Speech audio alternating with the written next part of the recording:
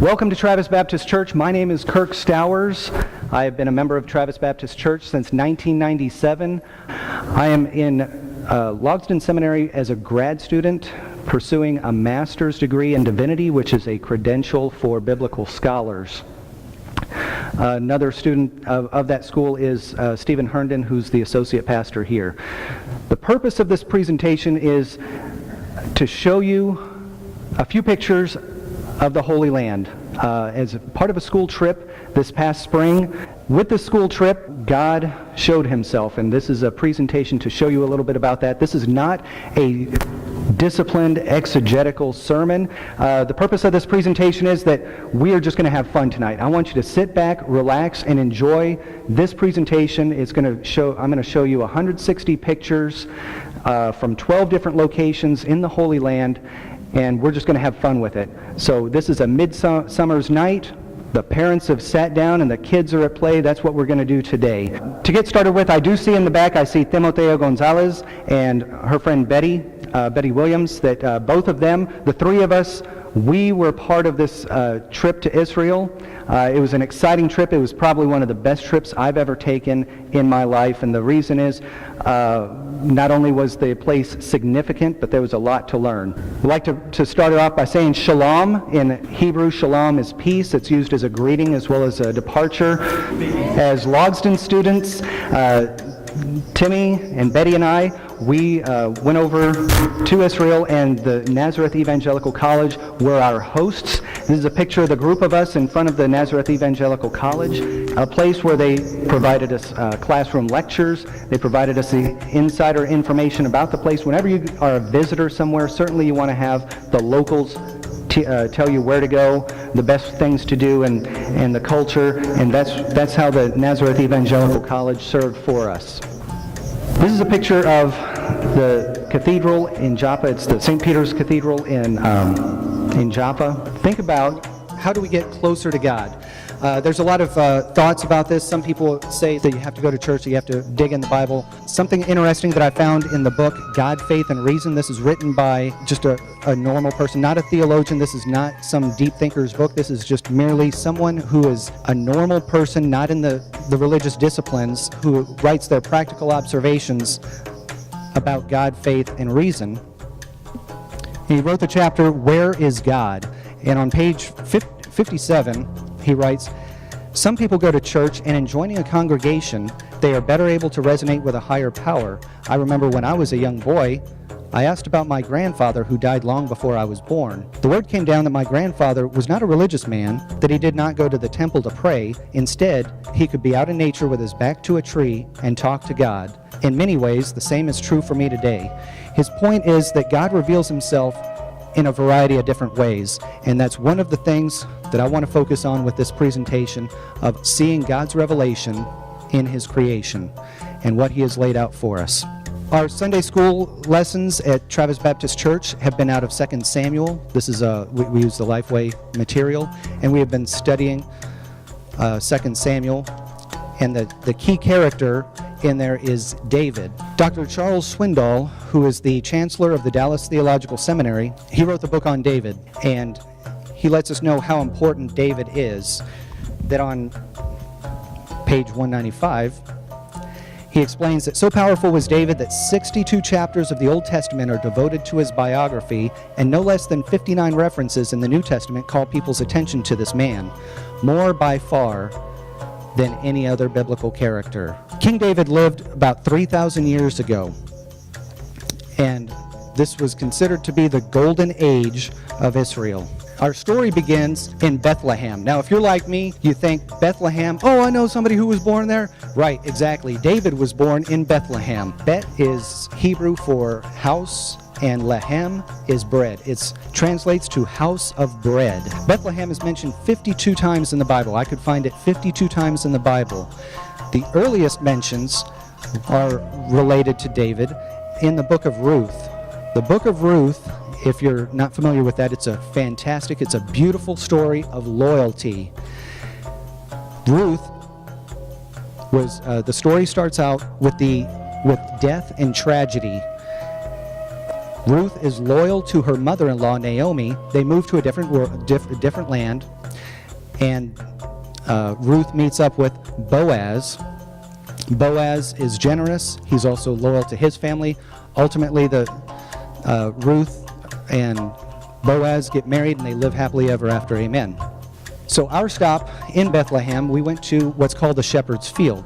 Now, if you can't read what's on that arch, it's Gloria in Excelsis Deo. The Shepherd's Field is used to commemorate different biblical events.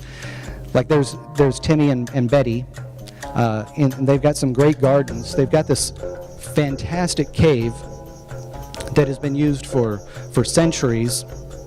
You can see all the soot on the ceiling from all the torches and the lanterns. But what's really important is the archaeological dig that was happening out there. The archaeological dig is uncovering evidence to support claims that this is the actual location of Boaz's field. This is the place that Boaz actually had his farm. The second point of the story of Ruth is illustrated at the very end, Ruth chapter 4, verse 21 and 22. Boaz was the father of Obed, Obed the father of Jesse, and Jesse the father of David. The point that they're making is that this is the value system that was set up for David's family, was loyalty. Now, I know a lot of you remember from this morning's Sunday school lesson that we understand that David was not a perfect man, but he did have a tremendous amount of integrity. Saul became the first king of Israel. Under the United Kingdom, Saul was king over all 12 tribes. There were only 3 kings that were king over all 12 tribes. That started with Saul, and then second was David, and then Solomon, and then the kingdom split after that. So Samuel had the task. He actually found David when he's building up Saul's royal court. In 1 Samuel chapter 16, verse 18, Samuel says that, "I have seen son of Jesse of Bethlehem, who knows how to play the lyre. He is a brave man and a warrior. He speaks well and is a fine-looking man, and the Lord is with him." This is the lyre. They wouldn't be that big. It would be handheld, but that's what a lyre looks like if you're not familiar with that particular type of instrument. Continuing in Samuel, that David went back and forth from Saul to tend to his father's sheep at Bethlehem. David was a shepherd, and we know that Bethlehem was his hometown, which is emphasized in 1 Samuel chapter 20, verse 6. And for those of you who are familiar with David and Goliath, the story of David and Goliath, that's the same David. So David swatted Goliath in the face with a rock, and then the Israelites, they picked up David up on their shoulders, and they paraded him around and singing for "He's a Jolly Good Fellow," and it's that same David.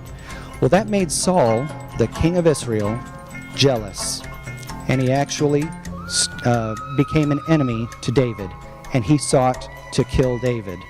David fled, and he went to an area around the Dead Sea. The Dead Sea has some really interesting qualities about it. First of all, it's the lowest place on the surface of the earth. The Dead Sea is actually 1,381 feet below sea level. The salinity level is really great, so the thing that is most famous about the Dead Sea is how you can float in it. That it is virtually impossible to drown. If you walk out into the Dead Sea and you can't get past your navel before you start floating, while you're swimming around in it, you don't have to worry about any sharks coming to get you because nothing living exists in the Dead Sea.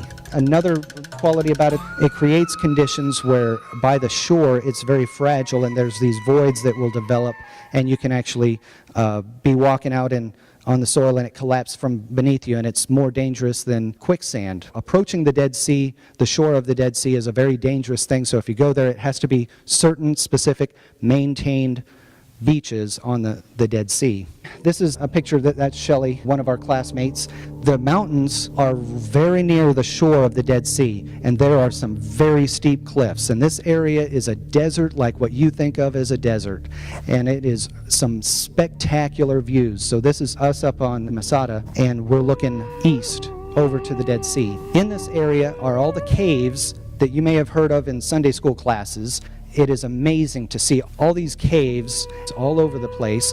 It provides a lot of shelter, but it's not a very habitable living condition because of the absence of actual drinking water. Except for this one place, this one slash of green in the desert. It's called En Gedi. En Gedi, I found it mentioned 6 times in the Old Testament, and it served as a refuge for David. Here's Shelley again, and there's some ibex. Ibex are kind of like a cross between a goat and a deer, and they were just running out unrestrained. There was no kinds of barriers or like at a zoo or something. They're just running around, so you could theoretically go up and pet them if they would let you, but they don't let you get close enough so that you could pet them. Too bad. But we traveled up this path and we come to this oasis. This is a natural spring of fresh water, and this is called David's Waterfall. And this is the likely place that David got his fresh water while he stayed out in the desert, while he was staying away from Saul, as Saul tried to kill him. About 30 minutes north of En Gedi is this place called Qumran. Qumran is actually an Arabic name. The area has a couple of different names, but it's most commonly known as Qumran. This is an area of the desert where there was a goat herder in 1947 that was throwing rocks into some caves, and he threw a rock into this specific cave right here, and he heard something break. It sounded like glass. The goat herder climbed up into this cave, and he found all these jars, these clay jars. Inside these clay jars were these linen-wrapped, what he thought were mummies. He thought that they were mummified animals or something like that, so he took it to an antique shop to sell to the antique shop. The antique shop took them, but it turns out that they were scrolls. The Dead Sea Scrolls. These are actual texts, and this is a picture of one of them. This is vellum. Vellum is an animal skin, because they couldn't just go to Office Depot and buy paper. So they used the materials that they had. At this monastery, they would write out the Old Testament. They mass-produced copies of what we call the Old Testament. For them, it was just called the Bible. When the Romans were coming to town and they were destroying everything, these monks, they took what copies they had and they hid them in the cave to protect them. They were left undisturbed for about 2,000 years. With the careful study, actually it was the University of Chicago that was able to get control of all these Dead Sea Scrolls. They have evaluated them and they match up with our current copies of the Bible. So our story goes on with Bet She'an. Bet is house, She'an is quiet, house of quiet. This is significant because King Saul spent his last days here. He was killed in battle nearby. He and his 4 sons were killed, and their bodies were hung up at Bet She'an. This was a major place for people to go, and lots of people coming through there. So this is the place where King Saul and his 4 sons were hung up for everyone to view. The modern city surrounds a national park that has the best preserved Roman city in the country. So we've got the ancient city in the foreground. In the background is a hill that's called Tel Bet She'an. Tel, T-E-L, just means hill. On top of that hill, there used to be a temple. They provide you a model so that you can take a look at how it looked back in its heyday. Really awesome part about it was that you can go walk around on these Roman ruins. You can actually touch the stones and see everything. This is a fantastic theater that's well preserved. Ryan, one of our classmates, ran down there and started with his singing, and the acoustics were just amazing. I was so amazed at how a couple thousand years ago they were so good at what they did that they could craft a theater where they didn't need microphones like we need here. And I took a couple of pictures, and I had Mike Humbaugh in mind when I took these pictures. This is marble tiles laid down by Romans, and it's on top of a Greek mosaic floor. They had the main road through town, and then this would have been a covered area where the shops were, and so it kind of looks like that. So you can see the columns on the right, and with the main road, those columns would have held up a roof, and then the shops would be over on the left. But you can see one thing about archaeological digs that's difficult is for a place like this where it has so many valuable aspects of it, that, well, the Roman aspect, we want to preserve that, but we also have this great Greek mosaic underneath it that we want to preserve. Underneath that, there's actually some more that we can get to. And so in order to get to that, you have to destroy it. But at least they've got some exposed areas where you can see how they constructed one on top of another. And I thought that was a really neat thing to see. And this is the city. That's the marketplace over to the left. This is a Greek mosaic that if you make the mistake of stopping and taking a picture and you're there within arm's reach of Dr. Ken Lyle of Logsdon Seminary, you are then subjected to a pop quiz. I didn't take Greek, and so I used that excuse, but Dr. Lyle, being a teacher of Greek, said, "Congratulations, here's your first lesson." We're on top of the hill where the temple would have been, looking down at the city, and that's what it looked like. Now, if you get here and you take this picture, if you do an about face, take a couple of steps and then turn right, you will have the pleasure to see some ruins with Egyptian hieroglyphics. The Canaanites were actually a people that they were like a puppet government of Egypt. Egypt has a lot of ruins and influence in the Holy Land. What makes it so awesome for me, instead of being behind museum glass or protected, I could go up and actually touch it. The actual stone that was carved several thousand years ago by Egyptians. So the Egyptians were there, Romans were there, Greeks were there. We know the Byzantines were there because the Byzantines were Christian. So now we usher in a time where David is in charge of Israel. He's the king of all 12 tribes of Israel, the United Kingdom of Israel. And we're told that his kingdom stretched from Dan to Beersheba. Dan is a particularly important area. I found it mentioned 73 times in the Bible. This is a picture of the Tel Dan stele. A stele is a carved piece of material to serve as a monument. It's usually what we have that remains is stone. That's what usually survives the best. This was a discovery in 1993, and this is on display at the Israel Museum. And this is particularly of interest because they used chalk to highlight certain text. And this is written in Hebrew. You can see on there that it does say King of Israel, and the chalked area, the highlighted area says the House of David. And they've dated that find all the way to the 8th century. The House of David, I found 23 references in Scripture.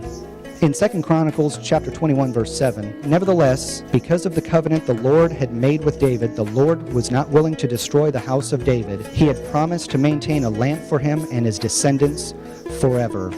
Dan was also a significant site because when the kingdom split, when Rehoboam, who is Solomon's son, when he took over, he was particularly lavish in his lifestyle. He increased taxes, had a lot of demands, and so right away things went bad. Jeroboam the first said, "Yeah, we're not taking this," and the 10 tribes to the north actually seceded. They kept the name Israel, but we normally call them the Northern Kingdom, and they had their kings. They lasted about 200 years, and those kings that are listed under Israel, they are not of the same family because there was coups, there was revolutions, there was assassinations, all kinds of drama that happened in about 200 years until they dissolved. Judah is the Southern Kingdom, and there's 2 tribes. They kept Jerusalem, and all those kings, all the way to Zedekiah, from Rehoboam all the way down to Zedekiah, they are all of the same family. They are fathers, sons, grandsons, all from the line of David. So they kept Jerusalem. So when Jeroboam the first separates and says, "Yeah, we don't need those guys to the south," there was a problem with Jerusalem. Jerusalem was not only the political capital, but it was the religious capital. So they immediately set up 2 new temples, one in Dan and the other in Bethel. So this is Dan. This is the northern one that's going to replace, in their eyes, replace Jerusalem. Dan is an ancient city. It's an Iron Age city. This picture is taken inside the main gate, the front gate, and the person in the blue shirt, that's George Said. He is pointing over, and so I turned to take another picture, and there's Dr. Meredith Stone. She's one of our professors at Logsdon Seminary. She is on a place where they actually had the sacrifices, the burnt offerings, the pagan burnt offerings. In this picture, if you go straight, there's an opening there, that's a second gate. It opens to a courtyard, and this is very significant in the book of Kings. There is a lot of references to the elder who is in the courtyard inside the main gate of Dan, where he sat on a chair. This was their economic center. This is where they sort of held court, like they had some kind of civil disputes. They would go to this elder, and he would settle these arguments and stuff. This is the actual location where it was. So the guy in the green shirt with the hat on, that's Dr. Steve. He's actually sitting on the platform where the chair was for this elder, Jim Jones and Ryan and Dr. Steve. Now, in going around this, there's a whole city. Eventually, you end up in a place where this is the temple. This is the temple that was supposed to replace the temple in Jerusalem. And this is where they had their sacrifices. In this metal, of course, is reproduction, but that's where they would have sacrificed cattle. So this is the big temple that was the big deal. When you read in your Bibles about Dan, this is where it took place. In walking out of this area back to the main gate, there are some spectacular views. This area is full of life. It's so green. This is up in the northern part of the country. It's near the cedar forests in Lebanon, and they have this area set apart as a nature reserve. They have these wading pools, and they even have some flowing river. I told Timmy, hey, go up there, get the tubes. We're going to go tubing this thing. There's some rapids that we need to conquer. We didn't have the time to do that, but it was there is some fantastic scenery there. This is a model of Abraham's Gate. Abraham's Gate, they call it Abraham's Gate because this is the area where Abraham likely walked into Dan. This is the oldest archway in the nation. This is a mud structure, and I'm thinking, my driveway is like 35 years old. It can't stay together. It's crumbling, falling apart. This is a big mud pie that's been able to last for over 5,000 years. This is the archway into the city that Abraham likely walked through in order to get into Dan. Dan is in the northern part of the country. We went a little bit further east, a little bit farther north, and we enter the Golan Heights. This is an area up by Syria. This is a awesome area teeming with life. It's got volcanic soil that's very fertile. And there's Timmy and Betty, and right behind them in the distance is actually Syria. Now what's interesting why this is included is because next week your Bible school lesson is going to be over Absalom. Absalom was one of David's sons. So David had a son, Amnon, who was going to inherit the kingdom, and Amnon had a very ugly episode, and he was killed by his younger brother, Absalom. Absalom ultimately rebelled, but then Absalom fled. This is the area where he fled. Now, for an area that is actually a safe area, Jericho is the oldest continually occupied city in the world. Jericho was captured when in the book of Joshua, you read about how the Israelites came into that area, they got control of it, and the Israelites maintained control of Jericho all the way until 586, when the Babylonians came and took over the kingdom.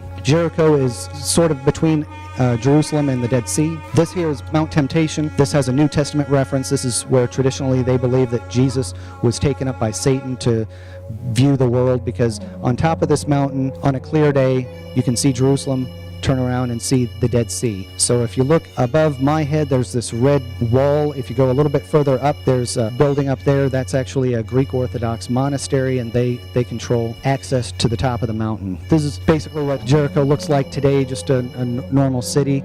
But another New Testament reference, this is a sycamore tree. Sycamore tree in a park in Jericho.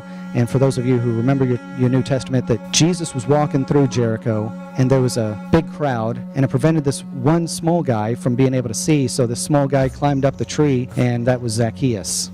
So that's what makes this so interesting. Other than that, they really don't have much Old Testament stuff to see in Jericho. It's actually in the West Bank, and it's they don't have a whole lot to offer there. So if you get the chance to go to Israel, if you don't go to Jericho, I've just shown you everything that there is to see there. I mean, you get to go on a camel ride like Shelley did if you want to pay the $3 for it. Jericho being over on the Jordan border, all the way over to the west on the other side of the country is Jaffa. Jaffa is what they presently call Joppa. So in your Bible where it says Joppa, if you look on a map and it says Jaffa, those are the same places. It's right on the Mediterranean Sea, and it is one of the oldest ports on the planet. I found Jaffa mentioned 14 times in the Bible, and this is an area where the port was instrumental for King Solomon to bring in the materials to build the temple. And they've got it's a modern port, it's really nice. They've got some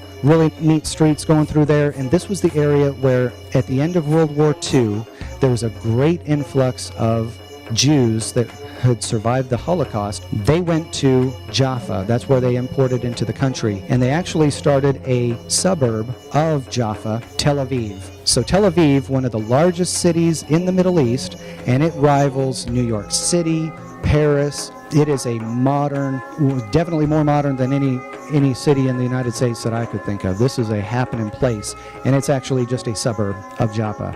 It was a really nice place to sit and watch the surf and think about, this is the place where Jonah set sail from Joppa. Peter, on his missionary journeys, set sail from Joppa. But Joppa was really important for our story in that the materials that were imported were brought into Joppa to head to Jerusalem.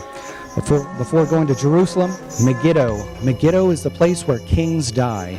Megiddo is a very important strategic location. It's on the Jezreel Valley. This is some of the most fertile ground on the planet. This is where all kinds of crops are grown. A lot of the kings died there. Megiddo is specified 12 times in the Bible. We can find in Kings 9:27, when Ahaziah, king of Judah, saw what had happened, he fled up the road to Beth-Hagan. Jehu chased him, shouting, "Kill him too." They wounded him in his chariot on the way up to Gur near Ibleam, but he escaped to Megiddo and died there. And there were several other kings that died there, including Josiah. Josiah was considered the good king.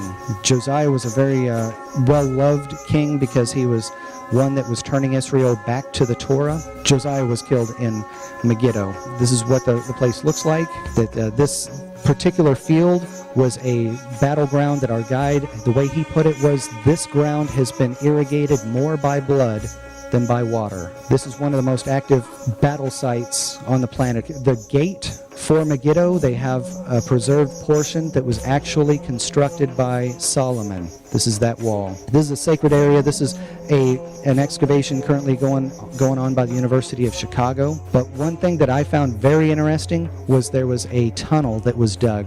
The tunnel to access water. And this was dug by King Ahab. King Ahab is considered the wicked king of Israel. In the Iron Age, they had chisels and hammers, and that's it. No safety glasses, no hard hats, no power equipment, just hammers and chisels to dig down 100 feet straight down and then 300 feet long to access this water, because Megiddo being up on the high ground, they wanted to access water on the low ground, and this is how they did it. And the best part of it, we went through there and there was no electricity. So we had to use our flashlight app on our phone. And now we get to Jerusalem. Jerusalem, the place of peace. Jerusalem is the place that David chose when he became king. He chose an area that was allocated to the Benjamin tribe. David was from the tribe of Judah. Saul was from the tribe of Benjamin. So this was one of many efforts for David to unite the tribes of Israel. This is a model of the city as it looked when Jesus was around. This is a model that's out at the Israel Museum. This is looking east and with the temple in the foreground. And this is the place where David brought the ark. So he made this not only the political capital, but it was the religious center of Israel. This is a picture of the East Gate. That East Gate, the gate where the temple is, this is standing in the Kidron Valley, looking up at the East Gate, taking a picture of that wall. This wall is a reconstruction. It was reconstructed about 1000 AD because it was all destroyed by the Romans in 70 AD. This is a reconstruction, but if you go around this wall, because on the other side of this wall is the Muslim quarter, and they actually have the Dome of the Rock on the other side of it. The Muslims have closed off that gate. You don't have access into it anymore. Access another gate, and you go around, and you find the Western Wall. The Western Wall is all that remains of the temple that Herod the Great had improved and made, and then was torn down by the Romans in 70 AD. Like good 21st century Americans, we had to get a selfie at the plaza. This is an area, it's set up like a synagogue, that they have it separated. When you go in, first of all, you're going to go through security to go into the plaza, and they have it separated. When you go up to the wall, they have the men's side and the women's side. They also have some rules that I wasn't aware of, that for ladies, if you go to the Western Wall, you're not supposed to turn your back to the wall. That's considered disrespectful. So you pay your respects, and then you walk backwards away from the wall until you get at a certain point, and then you can turn around and walk normal. Another thing is, don't call it the Wailing Wall. That's considered not respectful, so they call it the Western Wall. This is again that model at the Israel Museum. The arrow is pointing to the portion that exists today as the Western Wall. That's what we're seeing when we go up and touch the actual stone that was laid for the temple. This is where the Hebrews believed that God had a seat on earth. This was a particularly important part of my journey spiritually.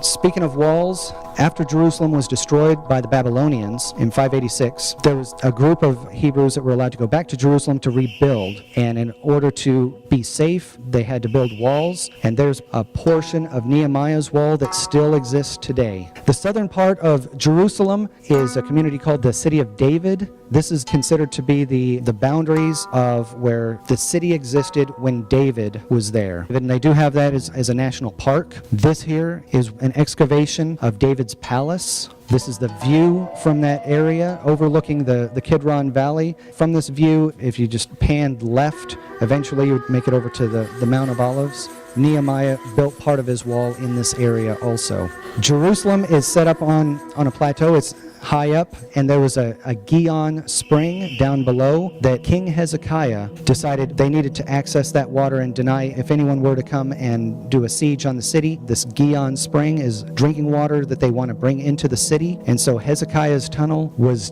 dug in the same way that we saw up in Megiddo with hammers and chisels and just back-breaking work, and you can go through it like I did. This was a fantastic tour. This was actually lit, and it's much farther than the one at Megiddo. Some of the places get awful tight. Also, it's a wet route. They did go and access water, and for me, the water came pretty high up on my thighs, and the water was awful cold. Now, up in the Tower of David, you can get a view of the city.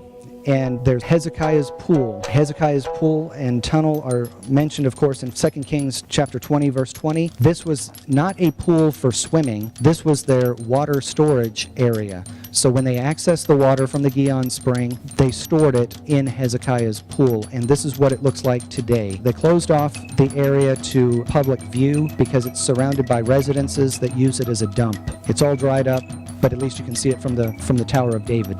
Zedekiah was the last king of Judah.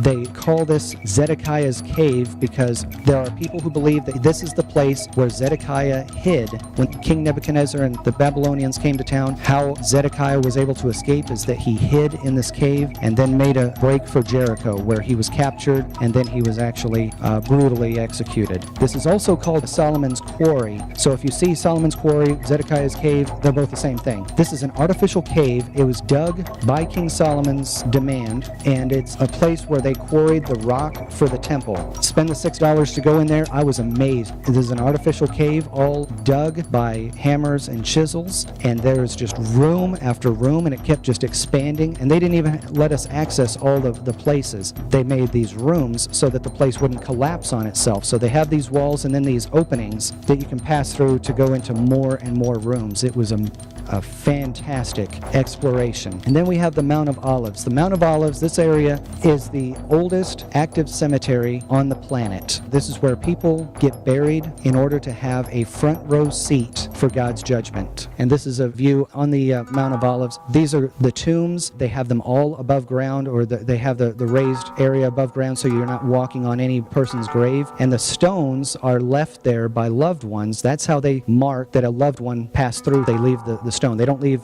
flowers because they say this is not a place for living things. Interesting thing about the Mount of Olives is there are the tomb of the prophets. So actually you can go to the tomb of Haggai and Malachi. Now if you go to visit this, the problem is that it's a catacomb. It's got a church over it. It's only open for certain hours, which are usually Monday through Friday from 9 a.m. to 3 p.m. and it's dark. Bring your own flashlight. They don't have any artificial light in there, but it's an interesting place to go view. Then we come across the tombs of the house of David, the tomb of Absalom. Absalom, if you remember, because you're going to learn more about him in Sunday school next week, Absalom was one of David's sons, and this is his monument. This was actually constructed while Absalom was alive. It, in fact, contains a tomb. The top of it is masonry, but the rest of it is carved out of the rock, and it's there at the Mount of Olives, but the tombs of the house of David, the kings, are all buried in a different area to the west a little bit further on Mount Zion. On Mount Zion, we find,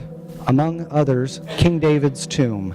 This is King David's tomb. This is the place where we memorialize the greatest king of the ancient world. It's set up like a synagogue that when you show up and you walk into the room, they've got women over here You go through this side, the men go over here. You better be dressed appropriately. Do not wear shorts. Don't have your shoulders uncovered. And for goodness sakes, have some respect and put a hat on. And so I had my ball cap, and I tried to take my ball cap off and put a kippah on. But then I was stopped. The guy said, "Hey, do you have any Jews in your family?" And I said, "No." And he said, "Leave the ball cap on. It's better." Just to me, it kind of felt disrespectful going in there with a ball cap on, but that's what they insist upon. You go into an area that they actually have a library, a very busy library, that there were people praying and studying. And then they've got the worship area set up with the pews. And then there he is. This is the place where they memorialize the greatest king of the ancient world. And the blanket that covers the sarcophagus, our guide, George, said that's Hebrew, and it says, "David lives and prospers." My first thought was, I didn't realize he was a Star Trek fan. But the second thing, I thought, David lives? How can they say that?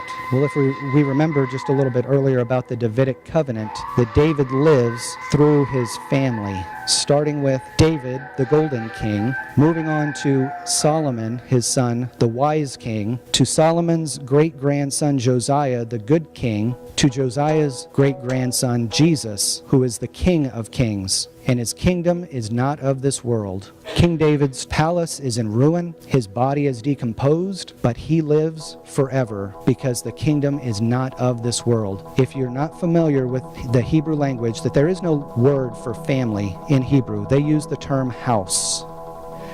And they use this, and they include children they adopt, people that marry.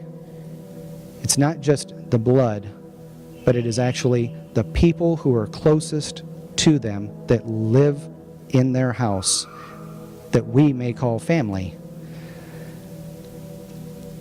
And so, I started to think about, people are more important than things. It was really neat to go see all these things, but as I think about, the most important aspects of my life certainly have taken place right here in this room. For the past 20 years, I have spent my Christmases here. I have celebrated my Easters, my birthdays. I got married right here. And we've even had funerals, including a memorial service for my mom right here. And the reason that I come here is because I'm surrounded by people I love. And so I've been asked, what is the most awesome thing that you saw in Israel? And it's easy for me to point out the people. People praying, people singing hymns, people coming to be closer to God from every nation, from every language, from every culture, from every ethnic group, praying fervently like an effort to be like David, to be after God's own heart. The young, the old, reaching out, understanding that God is our Creator and actually loves us, and we have opportunity to be in His house. And this is the house of David, a family of believers like what we have here tonight. And for those of you who don't have a church home, I invite you to be here at Travis Baptist Church, because this is the house of David, a family of believers filled by Jesus. Let's pray. Lord, we thank you that you have first loved us, and we have come to know you a little bit better. We ask that you work on our hearts, that we are able to better know you, that we can reach out and understand that the relationships are our most important aspects of life, that we are able to not only view nature and understand your creation, but we don't just stop with seeing the physical aspects of your creation, but the spiritual aspects of your creation, and that we make a connection, that we love those around us as we love ourselves. In your name we pray. Amen.